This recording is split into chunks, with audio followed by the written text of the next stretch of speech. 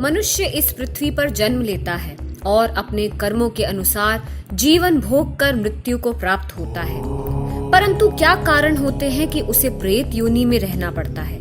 पितृदोष हमें कैसे प्रभावित करते हैं? इन प्रश्नों का हल हम न जाने कितने समय से जानना चाह रहे हैं, पर हमारी जिज्ञासा पुनः एक प्रश्न बनकर हमारे सामने खड़ी होती है। लेकिन अब पहली बार आचार्य श्री संजीव भारद्वाज पितृदोष और प्रेत पीड़ा से संबंधित आपके सारे सवालों का जवाब देने जा रहे हैं। आचार्य जी के ज्ञान को अनेक गणमान्य व्यक्तियों ने माना है और उनके बताए गए उपाय अपनाए हैं। यही कारण है कि आज हजारों लोग उनके शिष्य बनकर इस विद्या की शिक्षा ग्रहण कर रहे हैं। तो आइए जाने आपके सभी प्रश्नों के हल कार्यक्रम पितृदोष और प्रेत पीड़ा में। नमस्कार। पितृदोष प्रेत पीड़ा में आपका बहुत बहुत स्वागत है।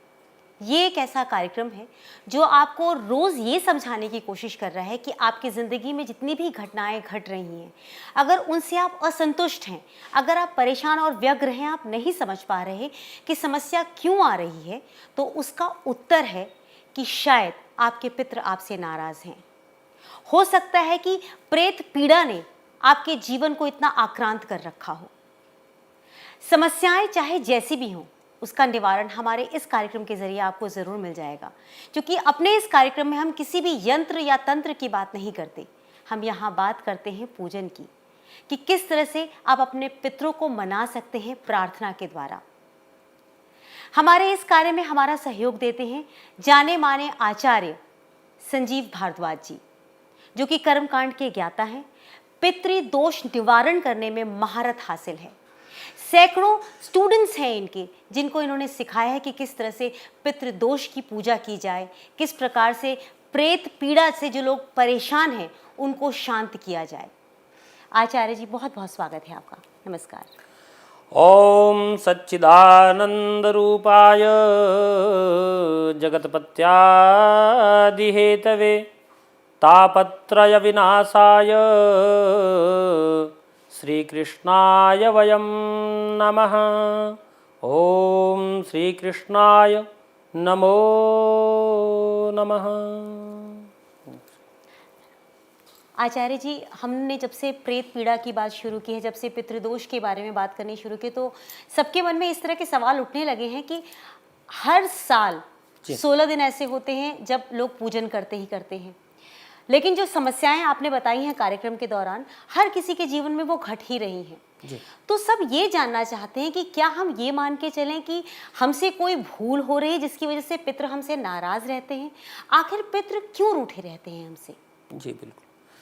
देखिए, 16 दिन जो अश्विन मास कृष्ण पक्ष के 16 दिन होते हैं, जिसको हम पितृपक्ष या श्राद्ध पक्ष के नाम से भी जानते हैं, वो केवल लोग जो हैं उन दिनों में जो ज़्यादा पढ़े लिखे या ज़्यादा जागरूक लोग हैं, ज़्यादा सनातन धर्म को फॉलो करने वाले लोग हैं, जिनके साथ अच्छे गुरुओं का जुड़ाव है, वो लोग इसमें या तो ब्राह्मणों को भोजन करवाते हैं अपने पितरों के निमित्त, या गौओं के लिए भोजन निकाल देते हैं।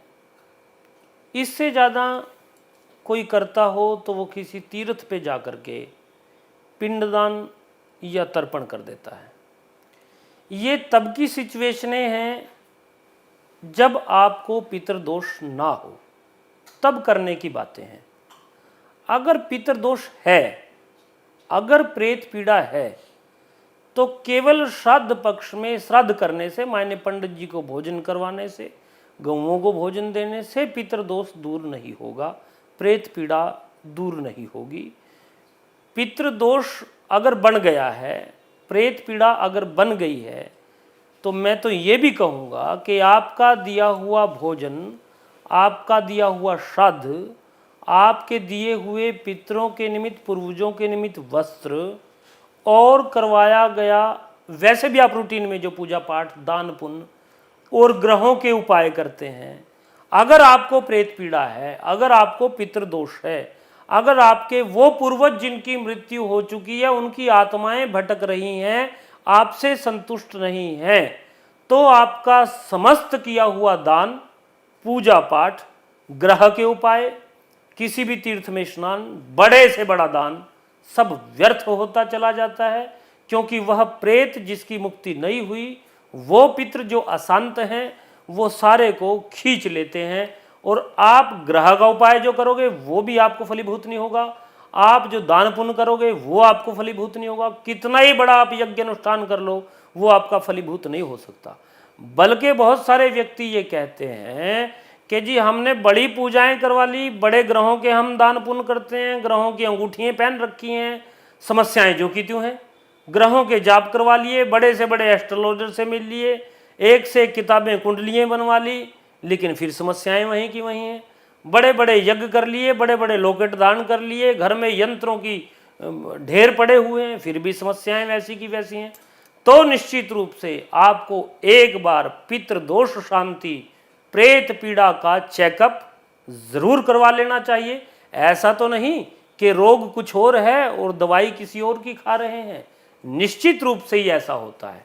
मैं इस बात के लिए ग्रंथों के आधार पे, जो हमारे पुराण हैं, हमारे शास्त्र हैं, उसके आधार पे ये दावा कर सकता हूँ कि जब तक व्यक्ति को पितृदोष और प्रेत पीड़ा है तब तक वो अशांत ही रहेगा, उसका किया हुआ कोई श्राद्ध, कोई पूजा पाठ उसको फलीभूत नहीं हो सकता। योगिता जी। जी आचार्य जी, लेकिन हमारे जो पितृ हैं वो नाराज होते क्यों हैं? लेकिन जब तक वो जीवित रहते हैं, अगर हमारी तरफ से उनकी सेवा भाव न हो, अगर हम उनकी सेवा ठीक से ना करें तो उनकी नाराजगी जायज़ है, सामने सामने नजर आ जाती है।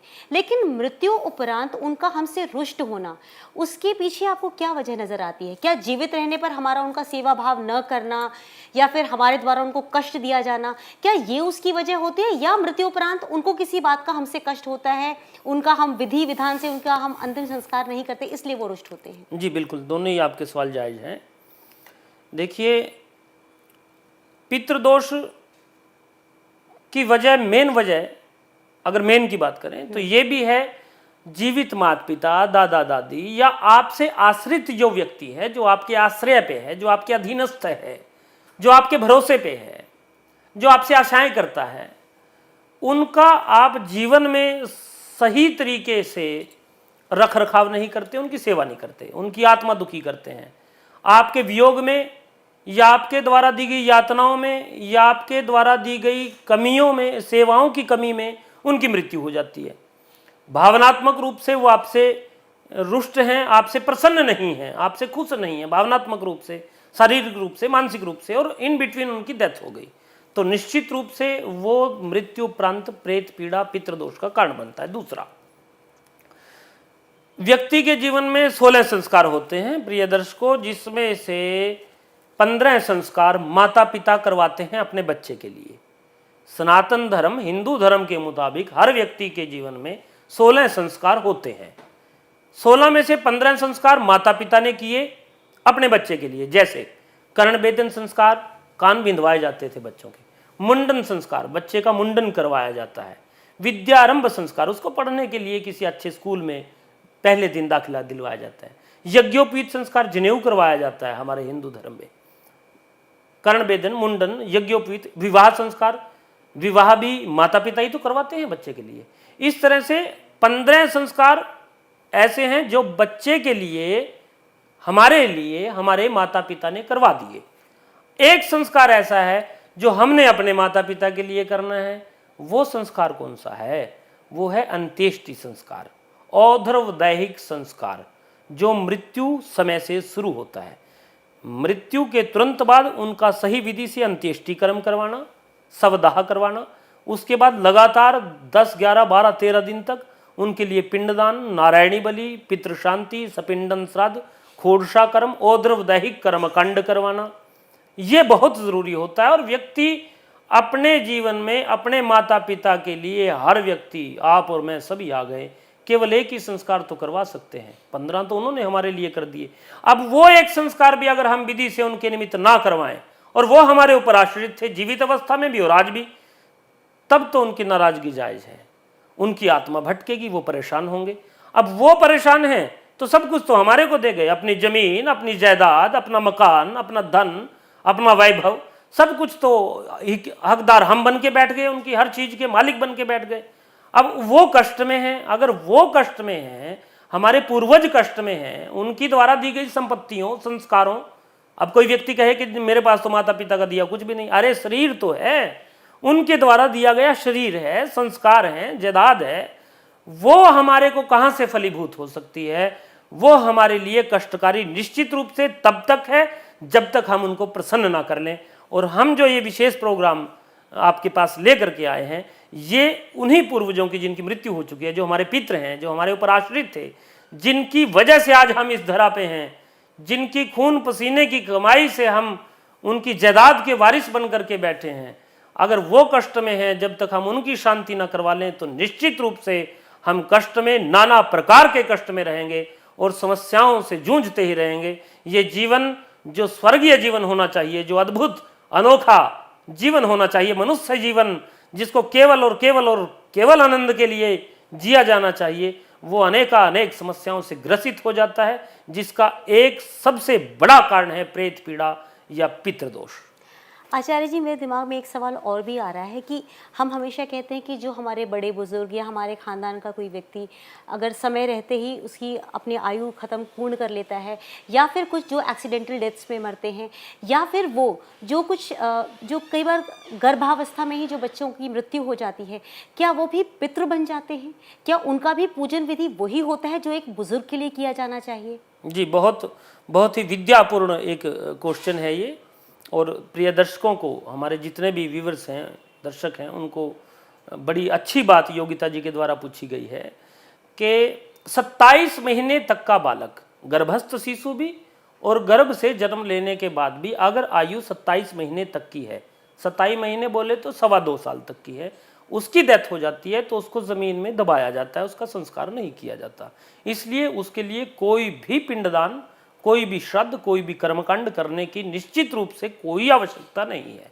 इससे ऊपर ज्यों-ज्यों आयु बढ़ती चली जाती है तो कर्मकांड की आकांक्षाएं, उसकी इच्छाएं भी बढ़ती चली जाती हैं। कहीं 10 दिन में कर्मकांड समाप्त है, कहीं 11वें दिन तक का कर्मकांड है, एकादशाह तक का है, नारायणी बलि तक का है, कहीं वार्षिक श्राद्ध तक और चबरसी तक का है। आयु के अनुसार कर्मकांड की अभिलाषाएं, कर्मकांड की जरूरतें, कर्मकांड की विधियां बढ़ती चली जाती हैं जीवात्मा के लिए। और जैसा योगिता जी ने पहले क्वेश्चन किया था कि गर्भस्थ शिशु के लिए या 27 महीने तक की, 2.25 साल तक की आयु के बच्चे के लिए कुछ भी करने की आवश्यकता नहीं होती है। अच्छा, यानी एक योगिता जी आपके सवाल में ही था आत्महत्या से रिलेटेड या एक्सीडेंटल डेथ के बारे में, तो यहाँ जरूर मैं ये बात स्पष्ट करना चाहूँगा कि अकाल मृत्यु किसको कहते हैं? अननेचुरल डेथ, समय के बगैर की मृत्यु कौन सी होती है? अकाल मृत्यु जो भी मरता है वो निश्चित रूप से प्रेत बनता है, और वो निश्चित रूप से 101% परिवारजनों को कष्ट देता ही देता है, उसकी जब तक विधि पूर्वक कर्मकांड की सारी क्रियाएं संपन्न ना हो। वो कैसी कैसी मृत्यु है? आत्महत्या करके जो व्यक्ति मरता है, जल करके जो व्यक्ति मरता है, करंट लगने से जो व्यक्ति मरता है, सांप ने काट लिया, पहाड़ से गिर करके मर गया, दुर्घटना में मर गया, किसी के द्वारा मार दिया जाना या स्वयं मर जाना, ये सारी मृत्यु के लक्षण प्रेत पीड़ा के हैं। इस तरह से मरने वाले को प्रेत योनि प्राप्त होती है, उसके लिए अच्छे से कर्मकांड होना चाहिए। दूसरा, निसंतान जो गुजर जाते हैं, माने जिनका मरने के बाद कर्मकांड करवाने वाला कोई नहीं है, पुत्र नहीं है, दोहत्रा नहीं है, वो भी प्रेत योनि में चले जाते हैं। जिनका मरने के बाद कर्मकांड सही से नहीं होता, वो प्रेत योनि में चले जाते हैं। किसी निसंतान दंपत्ति की जायदाद हमने खरीद ली, किसी धार्मिक स्थान यानी डेरा, शंकर जी के मंदिर से रिलेटेड जमीन जायदाद हमने खरीद ली, गौशाला की जमीन खरीदी या उस पर कब्जा कर लिया, गौओं की जमीन पे, किसी धार्मिक संस्थान की जमीन हमने खरीद ली या उस पर कब्जा कर लिया हमने। निसंतान की जमीन जायदाद खरीदने भर से भी कब्जा करना तो दूर की बात, कब्जा कर लिया या खरीदना तब भी, वो ये ऐसे कारण हैं जो प्रेत पीड़ा और पितृदोष के कारण बन जाते हैं। बाप रे, मतलब आपने बहुत सारी चीज़ें बता दी कि जिनकी वजह से हमें प्रेत पीड़ा या हमें पितृदोष लग सकता है। जी जी जी। अब किसी की संतान है ही नहीं, जी उनके पुत्र संतान नहीं, क्योंकि हमारे हिंदू धर्म में ये कहा जाता है कि पुत्रों को ही ये आज्ञा है या अधिकार प्राप्त है कि वो अंतिम संस्कार कर सकें। जिनकी सिर्फ पुत्री हैं, तो क्या बेटियों को ये हक नहीं कि अपने पितरों को, मतलब जो उनके माँ बाप के पक्ष के लोग रहे हों, उनको भी वो मुक्ति दिलवा सकें, पिंडदान कर सकें, उनके नाम पर वो पूजन कर सकें? जी बिल्कुल, बहुत सुंदर। देखिए, जब माता पिता के पास एक पुत्री रहती है, उनकी बेटी होती है, वो बेटी, मैं तो बल्कि ये ज़रूर कहूँगा कि पुत्री जो है पुत्रों से ज़्यादा सेवा करती है। बेटा तो घर से निकल जाता है, बच्चा है तो खेलने के लिए निकल जाता है, युवक हो गया तो पढ़ाई के लिए निकल जाता है, और परिपक्व हो गया तो व्यापार के लिए घर से बाहर ही रहता है। लेकिन पुत्रियां जो हैं वो पुत्रों की अपेक्षा, बेटियां जो हैं बेटों की अपेक्षा अपने माता पिता, दादा दादी, परिवार के जनों की खूब सेवा करती हैं, उनके वस्त्र भी धोती हैं, उनके लिए भोजन भी बनाती हैं और परोसती भी हैं। अगर किसी व्यक्ति के संतान नहीं है, पुत्र संतान नहीं है, तो सनातन धर्म कहते हैं, हमारे पुराण कहते हैं कि उनका भतीजा, उनके भाई का लड़का, उनका पोत्रा उनका कर्मकांड कर सकता है। योगिता जी ने सवाल किया कि अगर पुत्र ना हो तो कौन करे? भतीजा करे। भतीजा ना हो भाई करे। भाई भी ना हो तो कोई शिष्य है वो करे। शिष्य भी ना हो तो दोहत्रा, बेटी का बेटा दोहत्रा हुआ, दोहत्रा अपने नाना नानी के लिए, मामा के लिए कर्मकांड निश्चित रूप से कर सकता है। अगर किसी का दोहत्रा भी ना हो, एट लास्ट जहां योगिता जी ने सवाल किया था क्या पुत्री कर सकती है, तो पुराणों में इसका लेख आता है। एक दफ़ा महिला रूप में सीता जी एक तीर्थ पे गई हुई थी, वहाँ सीता जी के मन में भाव आया कि मैं भी अपने पूर्वजों के लिए कुछ यहाँ पे करूँ। उनके साथ में उनके पति भगवान श्री राम जी नहीं थे, लक्ष्मण जी भी नहीं थे, सीता जी अकेली थी। रोने लगी भाव विभोर होकर के कि मैं कैसी हूँ, मेरी क्या योनि है ये स्त्री की योनि। आज मैं अपने पूर्वजों की जिनकी मैं सेवा करती थी, जिनसे मेरा हृदय का लगाव है, उनके लिए आज मैं यहाँ कुछ दान भी नहीं कर सकती, उनके लिए पिंडदान तर्पण भी नहीं कर सकती। उनको रोना आया। उनके रोने पे, क्योंकि आदि शक्ति जगदम्बा माँ सीता स्वयं थी, उनके रोने पे तीर्थराज प्रकट हुए। रोने का कारण पूछा, सीता जी ने कहा कि मैं तो ये चाहती हूँ करना, लेकिन आपके शास्त्रों ने, वेदों ने मना कर रखा है। तब सीता जी ने पहली दफ़ा ये अधिकार लिया कि एक स्त्री अगर उसके साथ में उसके पति, उसका पुत्र कोई भी नहीं है, तब स्त्री को भी अधिकार है कि वो अपने पूर्वजों का पिंडदान, तर्पण, श्राद्ध या कर्मकांड विधि पूर्वक कर सकती है। और जहाँ तक मेरी मान्यता है ये 21वीं सदी है।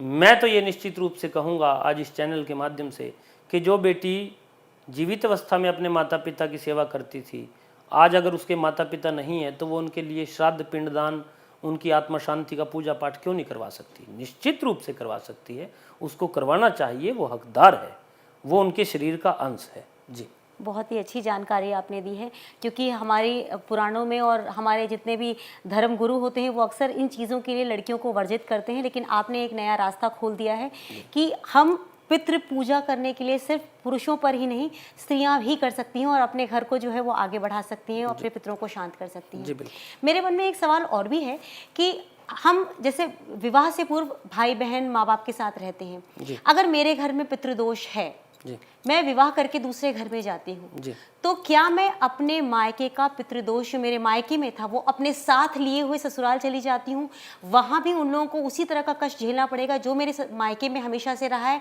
या मुझ पर वो चीज़ें लागू नहीं होंगी जो मेरे मायके में था, मुझ पर सिर्फ वो चीज़ें लागू होंगी, वो कष्ट मुझे होंगे जो मेरे ससुराल में हैं? जी बिल्कुल। देखिए, अगर किसी व्यक्ति को ससुर के यहाँ से सबसे पहली चीज क्या लेना अधिकार है हमारा? दहेज लेना तो अधिकार नहीं है। ससुर के यहाँ से सबसे पहली चीज हम क्या लेते हैं? पत्नी, उनकी पुत्री ले लेते हैं, जो हमारी पत्नी बन करके घर में आती है।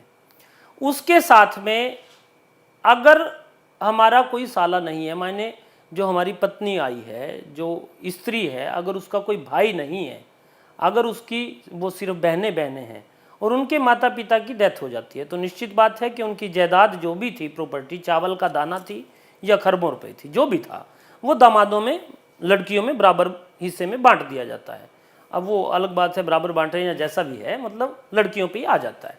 अगर लड़कियां उनकी जायदाद की हकदार हुई हैं भावनात्मक रूप से तो अधिकारी हैं ही हैं, उनके भी माता पिता थे, वो उनका शरीर भी लड़की है, जदाद की भी वारिस हो गई, तो निश्चित रूप से वो पितृदोष की भागनी बनेगी और निश्चित रूप से बनेगी। उसको पितृ पूजा करवानी चाहिए अपने पुत्र से या अपने पति के हाथ से, अपने माता पिता का श्राद्ध भी उसको करवाना चाहिए। ये तब की सिचुएशन है जब उसके भाई करने के लिए ना हो।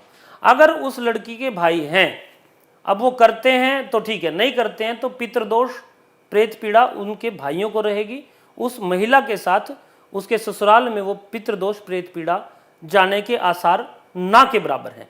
फिर भी इक्का दुक्का कई ऐसे मसलों में देखा गया है जिसमें स्त्री अपने परिवार के, अपने माता पिता के दोष से ग्रसित पाई गई है, पितृदोष से, उस कुल के दोष से, और उसके कुल के दोष का विवाह के बाद भी पितृदोष का, प्रेत पीड़ा का उसके ऊपर असर रहा है।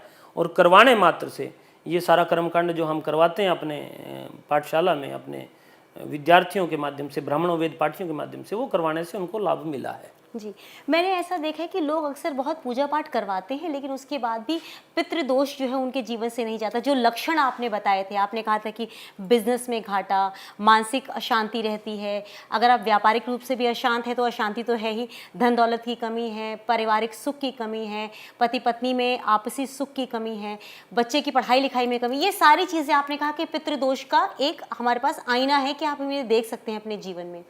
अगर हम पूजन करवाते रहते हैं उसके बाद भी अगर ये समस्या बनी रहती है तो क्या हम ये मान के चलें कि पूजन करवाने वाले व्यक्ति ने सही से पूजा पाठ नहीं करवाया, वो इस जो लिंक होता है पितरों से जोड़ने का, उस लिंक की सही डिकोडिंग नहीं कर पाया, क्या हम ये मानते हैं? जी बिल्कुल। देखिए, एक चीज का तो मैं आज आप सबके सामने दावा करता हूं, किसी व्यक्ति की जन्म पत्री में पितृदोष है, भले ही उसके सारे ग्रह ठीक हैं, भले ही एक व्यक्ति के, हर ज्योतिषी कहता है कि आपके तो सारे ग्रह ठीक हैं, व्यक्ति पूजा पाठ भी खूब करता है, भगवान का नाम भजता है, दान भी खूब करता है, लेकिन उसको पितृदोष है, प्रेत पीड़ा है, तो मैं रिटर्न में दावा करके दे सकता हूं कि वो व्यक्ति जीवन भर समस्याओं से ग्रसित रहेगा, यहाँ तक के मूलभूत सुविधाओं से भी वंचित रहेगा, मानसिक परेशानी तो 100% रहेगी। दूसरा, इसके बिल्कुल विपरीत, एक व्यक्ति की कुंडली में सारे ग्रह खराब, दान पुण्य करता रत्ती भर चवन्नी भर का भी, नास्तिक नंबर 1, भगवान के, मैं नहीं मानता भगवान को भगवान, ऐसा नास्तिक व्यक्ति हो, पूजा पाठ भी ना करता हो, दान पुण्य भी ना करता हो, और कुंडली में सारे ग्रह भी खराब हों, लेकिन उसके ऊपर उसके पितरों की अनुकंपा हो, पितर उसके ऊपर खुश हो, न्यूट्रल ना हो, खुश हो। यहाँ 3 सिचुएशन है, इस बारे में हम आगे बात करेंगे।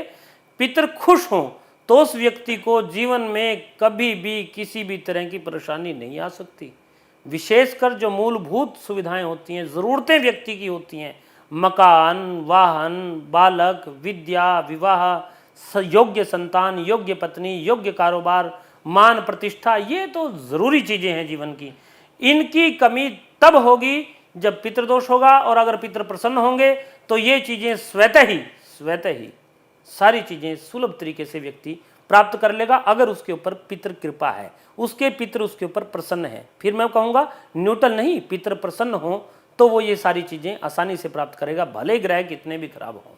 पितृ खुश तो सब सुख। जी बिल्कुल, है ना? जी बिल्कुल। तो मैं आपसे जानना चाहूँगी कि आप क्या अलग विधि करते हैं, किस तरह से पूजन करते हैं जिससे कि पितृ जो है वो शांत हो जाते हैं, खुश हो जाते हैं? जी बिल्कुल। देखिए योगिता जी,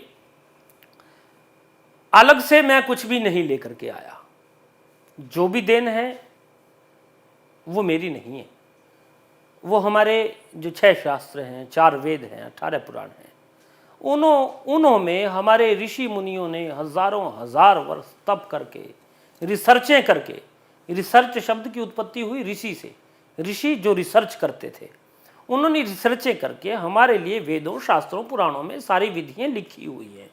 समस्या कहाँ है? समस्या तब है जब करने वाला ना हो, समस्या तब है जब करवाने वाला ना हो।